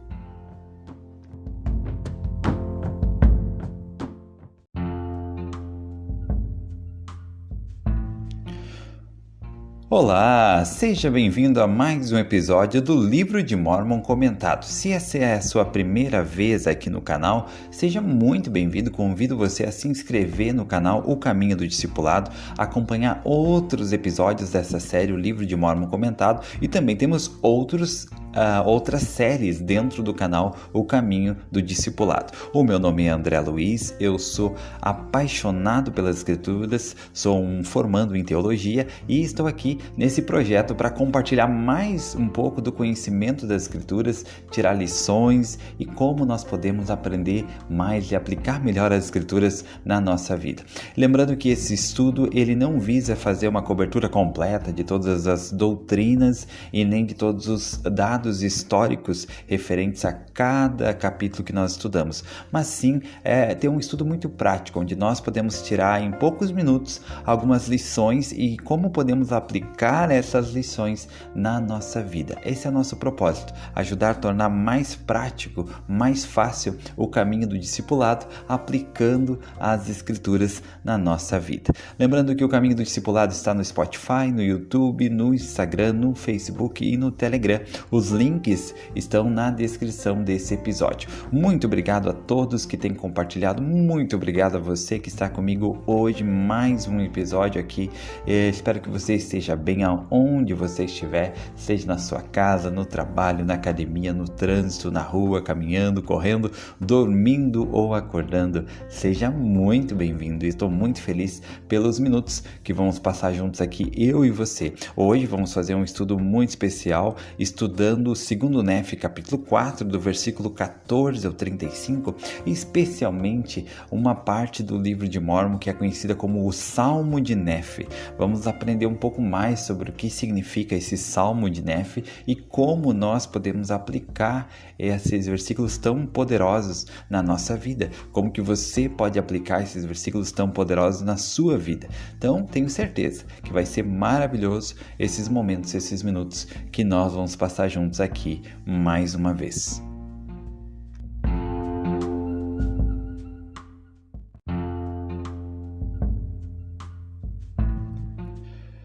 E lembrando, se essa é a sua primeira vez aqui no canal, que antes de nós fazer o estudo dos versículos designados para hoje, nós temos dois quadros, o quadro Curiosidade e o quadro História de Fé.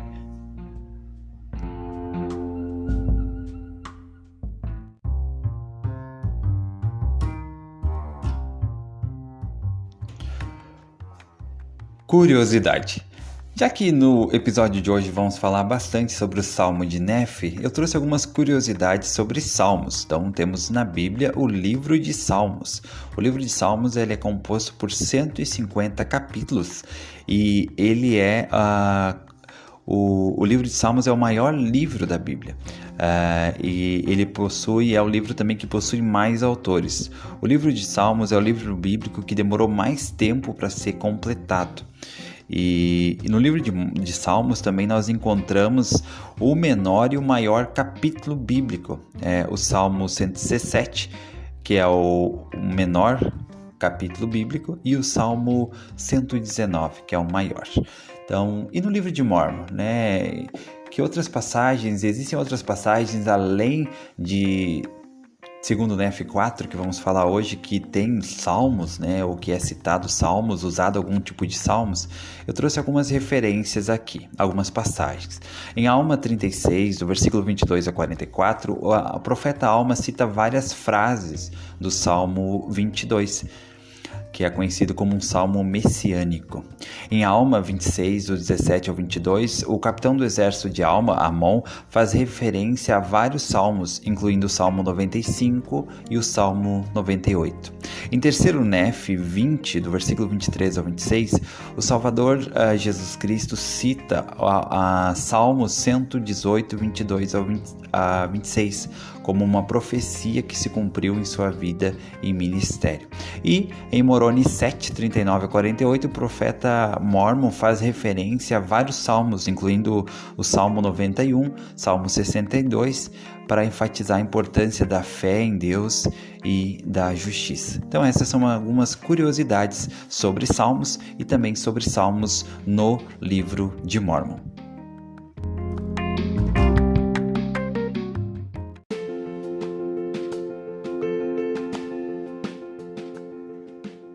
História de fé. Essa história foi citada pelo elder Kevin S. Hamilton, dos 70, na Conferência Geral de abril de 2022, e ele falou o seguinte: certa vez o presidente Thomas S. Monson compartilhou a história do carcereiro americano Clinton Duff, nas décadas de 1940 e 1950.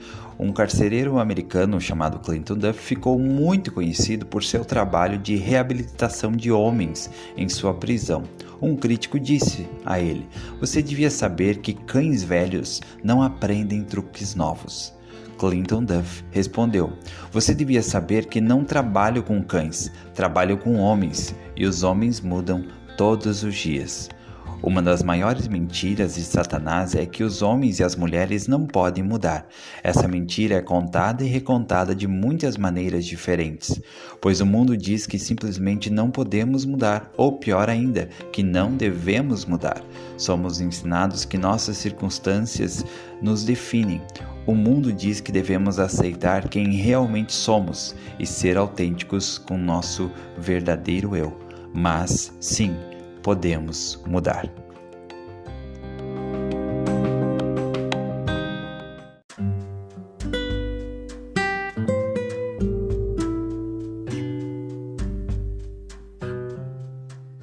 E agora vamos para a leitura dos versículos de hoje, mas hoje eu vou fazer de forma diferente, tá?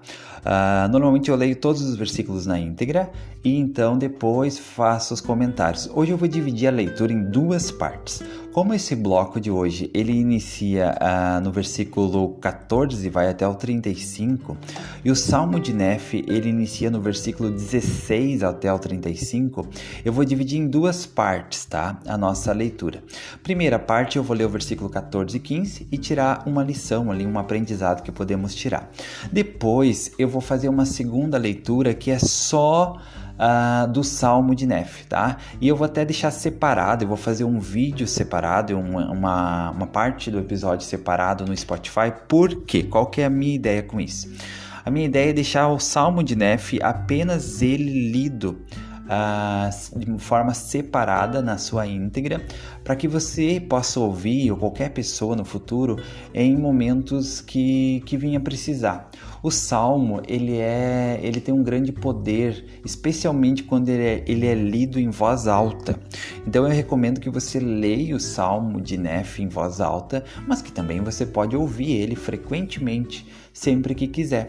Então eu vou separar o Salmo de Nefi numa parte desse episódio sozinha, e então eu vou deixar separado no YouTube, também no Spotify, e eu convido você a ler e ouvir, né, esse Salmo de Nefi todas as vezes em que você se sentir sobrecarregado, que você se sentir culpado, fraco, desanimado. Eu tenho certeza que ao ouvir essas palavras que eu vou compartilhar do Salmo de Nefi, nos momentos em que você se sentir fraco, sobrecarregado, com muitas dificuldades na vida, ou por ter cometido erros, estar arrependido, né, querer melhorar, querer ser uma pessoa melhor, eu tenho certeza que ao ouvir essas palavras, isso trará grande poder. Então por isso que eu vou fazer dessa forma. Eu vou fazer apenas os comentários da parte desses 2 versículos, 14 e 15, e depois então eu vou fazer a leitura na íntegra do Salmo de Nefi,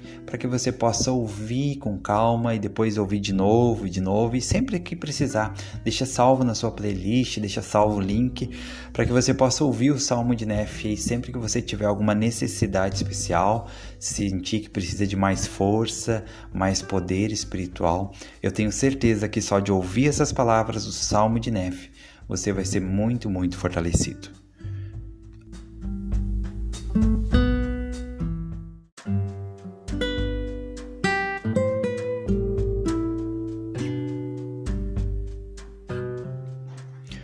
E o primeiro bloco das escrituras de hoje está aqui em 2 Nefi 4, versículo 14 e 15, que diz assim: Porque eu, Nefi, fui compelido a falar-lhes de acordo com sua palavra, porque eu lhes dissera muitas coisas, e também meu pai, antes de sua morte. E muitas dessas palavras estão escritas nas minhas outras placas, porque uma parte com mais história está escrita nas minhas outras placas. E nestas escrevo as coisas de minha alma, e muitas das escrituras que estão gravadas nas placas de latão. Porque minha alma se deleita nas escrituras, e meu coração nelas medita, e escreve-as para a instrução e proveito de meus filhos.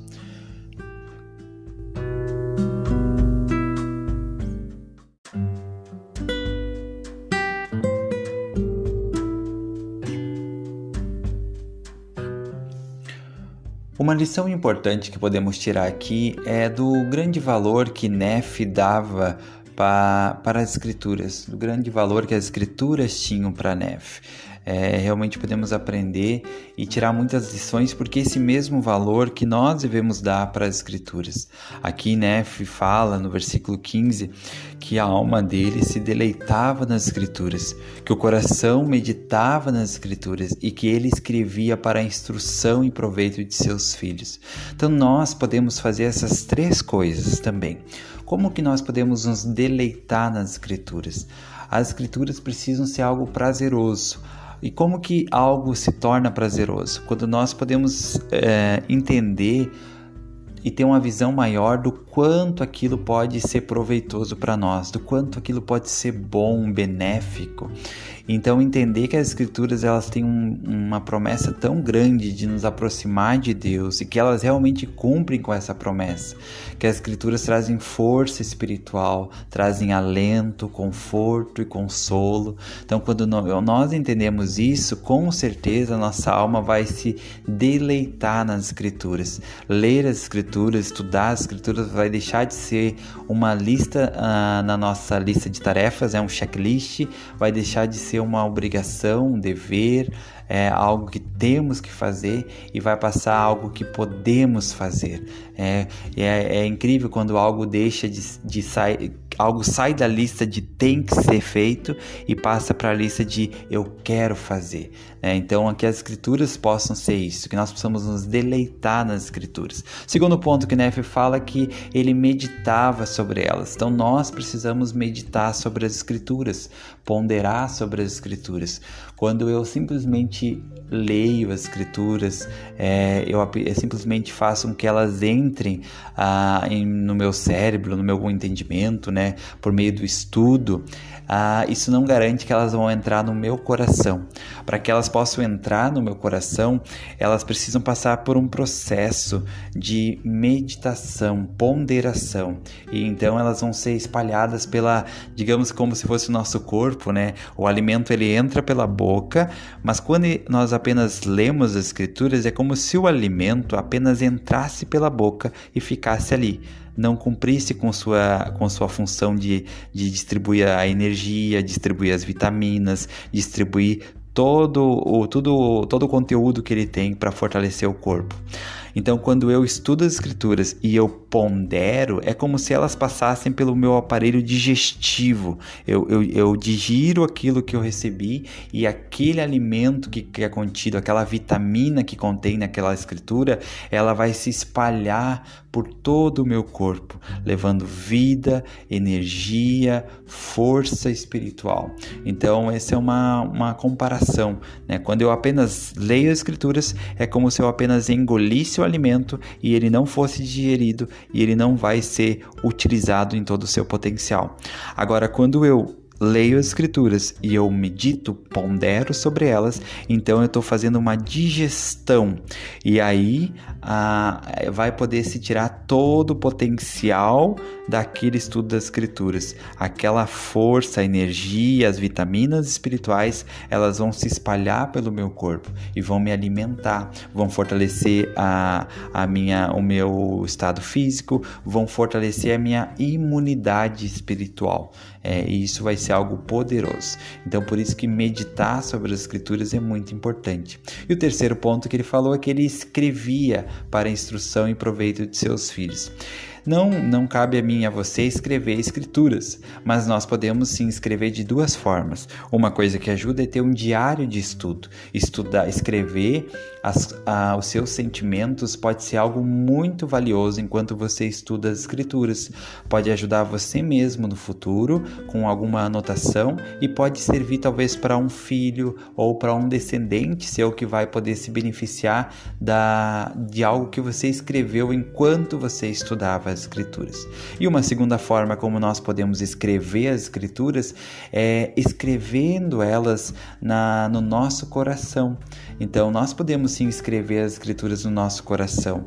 Como que eu escrevo uma escritura no meu coração? Quando eu aplico ela, quando eu coloco ela em ação na minha vida de maneira prática.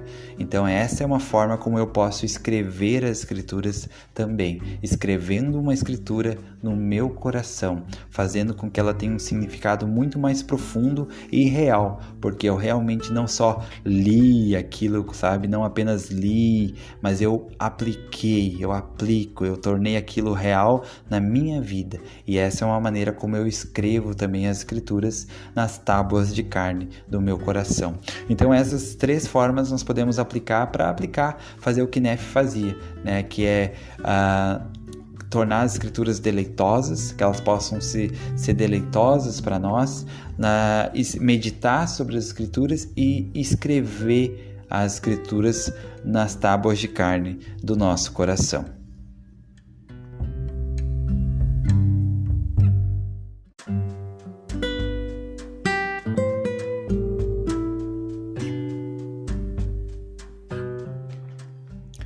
Seja bem-vindo ao Salmo de Nefe.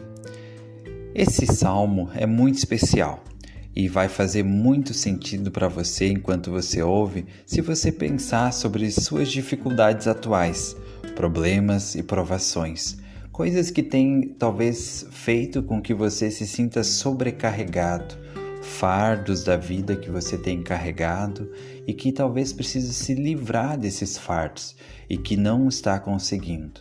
Talvez momentos em que você desanime diante das suas próprias fraquezas e dificuldades. Então agora eu convido você a ouvir o Salmo de Nefe pensando sobre essas coisas que têm incomodado você, que tem sido um fardo na sua vida, que tem sido um espinho na carne ou algo com que você tem lutado para vencer e que está tendo muita dificuldade. Convido você agora a, junto comigo, ouvir o Salmo de Nefe.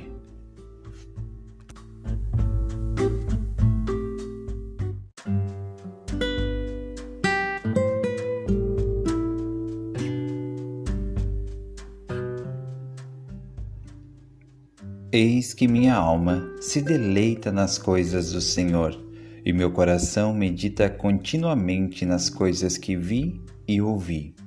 Não obstante, apesar da grande bondade do Senhor, mostrando-me suas grandes e maravilhosas obras, meu coração exclama: ó, que homem miserável sou! Sim, meu coração se entristece por causa de minha carne.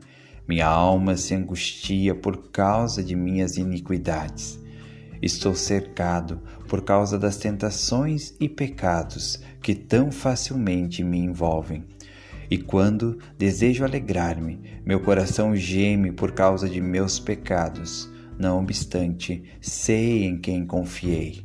Meu Deus tem sido meu apoio, guiou-me através de minhas aflições no deserto e salvou-me das águas do grande abismo. Encheu-me com seu amor até consumir minha carne, confundiu meus inimigos, fazendo-os tremer diante de mim. Eis que ele ouviu meu clamor durante o dia e deu-me conhecimento por meio de visões durante a noite. Durante o dia, eu ousadamente lhe dirigi fervorosa oração. Sim, elevei a minha voz, e anjos desceram e serviram-me. E sobre as asas de seu espírito, meu corpo foi arrebatado até montanhas muito altas. E meus olhos contemplaram grandes coisas, sim, demasiadamente grandes para o homem. Oh, então, se vi coisas tão grandes, e se o Senhor, em sua condescendência para com os filhos dos homens, visitou os homens com tanta misericórdia, por quê? Pois deveria meu coração chorar, e minha alma padecer no vale da tristeza, e minha carne definhar, e minhas forças diminuírem por causa de minhas aflições? E por que eu cederia ao pecado por causa de minha carne? Sim, porque sucumbiria às tentações para que o maligno tivesse lugar em meu coração, a fim de destruir minha paz e afligir minha alma? Porque estou irado por causa de meu inimigo? Desperta, minha alma, não te deixes abater pelo pecado. Regozija-te, ó meu coração, e não des mais lugar ao inimigo de minha alma. Não te ires outra vez por causa de meus inimigos. Não enfraqueças minhas forças por causa de minhas aflições. Regozija-te, ó meu coração, e clama ao Senhor, dizendo: ó Senhor, eu te louvarei para sempre. Sim, minha alma regozijar-se-á em ti, meu Deus e rocha de minha salvação. Ó Senhor, redimirás minha alma? Livrar-me-ás das mãos de meus inimigos? Far-me-ás tremer à vista do pecado? Que as portas do inferno estejam constantemente fechadas diante de mim, porque meu coração está quebrantado e contrito o meu espírito. Ó Senhor, não me feches as portas da tua retidão, para que eu ande na senda do vale baixo, para que eu seja firme no caminho plano. Ó Senhor, rodeia-me com o manto da tua retidão. Ó Senhor, prepara um caminho para a minha fuga diante de meus inimigos. Endireita a minha vereda diante de mim. Não ponhas em meu caminho uma pedra de tropeço, mas limpa-o e não obstruas o meu caminho, mas sim os caminhos de meus inimigos. Ó Senhor, em ti confiei e em ti confiarei sempre. Não porei minha confiança no braço de carne, pois sei que aquele que confia no braço de carne é maldito. Sim, maldito é aquele que confia no homem, ou seja, que faz da carne o seu braço. Sim, sei que Deus dará com liberalidade ao que pedir. Sim, meu Deus, dar-me-á se eu não pedir impropriamente. Portanto, levantarei a minha voz a ti, Sim, clamarei a ti, meu Deus, rocha de minha retidão. Eis que minha voz eternamente ascenderá a ti, minha rocha e meu eterno Deus. Amém.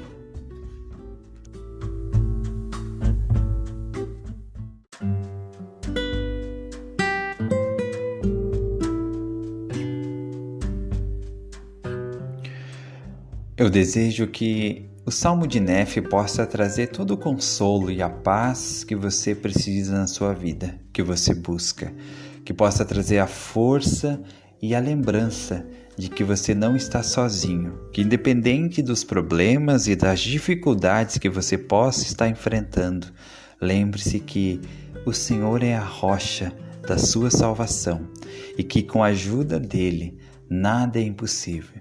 Porque, como nós aprendemos nas Escrituras, nada é impossível para Deus.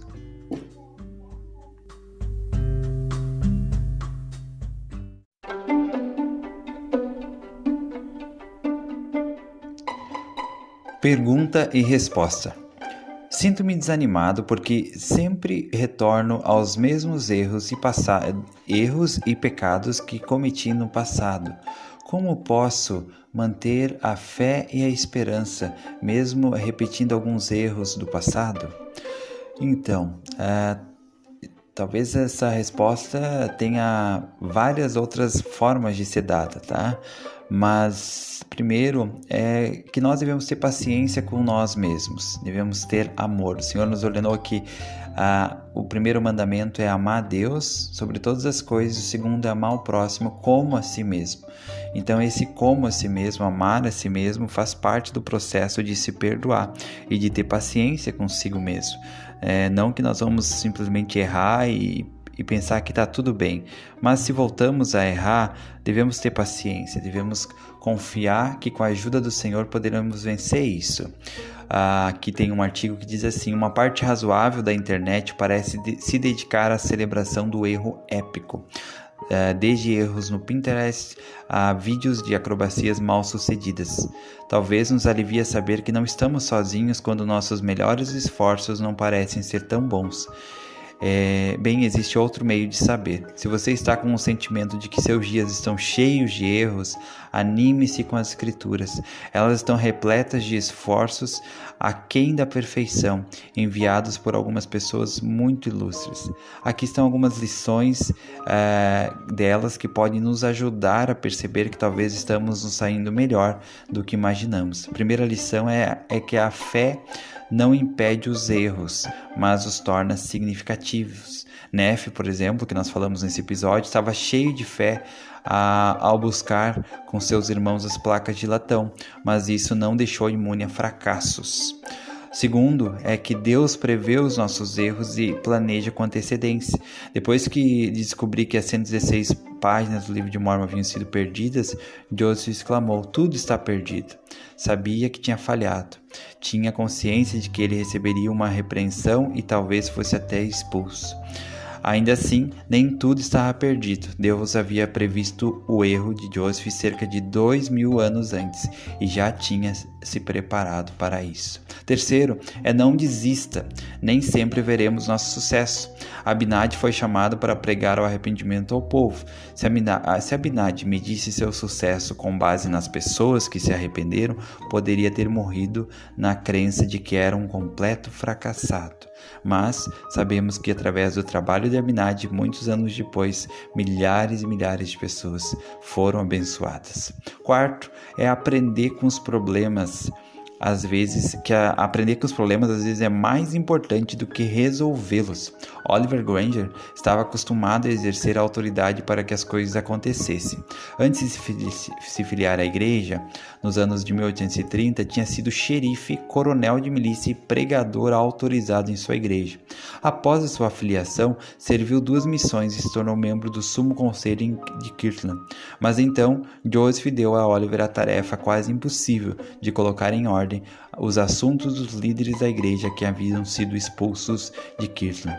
Sentindo que havia fracassado, Oliver se dirigiu a Joseph e ouviu o Senhor dizer: lembro de meu servo Oliver Granger, e que quando ele cair, tornará a erguer-se, pois seu sacrifício ser-me-á mais sagrado do que o seu crescimento. Aprendemos com Oliver que o resultado que o Senhor está procurando nem sempre surgirá com a solução completa de nossos desafios, mas virá para que cresçamos ao nos defrontarmos com eles. Então, que esses ensinamentos das Escrituras eles possam ajudar você quando você sentir que está cometendo erros, que você está caindo em fraquezas, talvez do passado, ou caindo em fraquezas que você está enfrentando pela primeira vez hoje. Lembre-se desses ensinamentos e dessas lições que com certeza podem nos ajudar diante das nossas fraquezas e dos nossos fracassos.